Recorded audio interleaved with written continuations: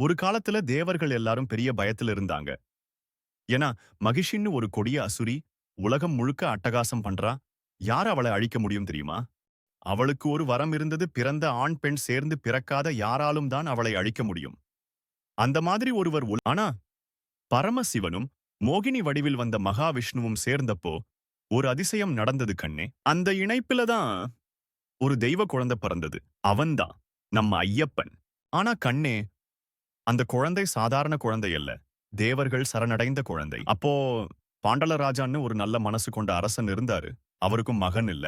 ஒரு நாள் காட்டுக்குள் வேட்டைக்கு போனப்போ தங்கக் கட்டிலிலே மணிகள் முழங்க ஒரு அழகான குழந்தை கிடந்ததாம். அந்த குழந்தைய பார்த்ததும் அரசரின் மனசே உருகிப் போச்சாம் கண்ணே. இவன் சாதாரண பிள்ளை இல்லன்னு தெரிஞ்சுகிட்டாராம். அவனையே மகனா வளர்த்தாராம். அவனுக்கு வச்ச பேர் தான் மணிகண்டன். மணிகண்டன் வளர வளர அவனுடைய வீரமும் கருணையும் அதிசய சக்தியும் வெளியில தெரிய ஆரம்பிச்சுது. அவள்தான் மகிஷி. அவளை அழிக்கப் போகிறவர் யாரு? நம்ம ஐயப்பன் தான். பெரிய போர் நடந்தது. ஜனம் அஞ்சினாங்க. தேவர்கள் நடுங்கினாங்க. ஆனா ஐயப்பன் ஒரு சிங்கம் மேல் ஏறி வந்து மகிஷியை அழிச்சார் கண்ணே. அதுக்கு பிறகு அவர் உலகத்துக்கே ஒரு வழிகாட்டியாக ஆனார். சரணம் ஐயப்பா. இன்னிக்கும் கோடி கோடி மக்கள் கருப்பு உடை கட்டி சரணம் ஐயப்பான்னு சொல்லிக்கிட்டு சபரிமலைக்கே நடந்து போறாங்க.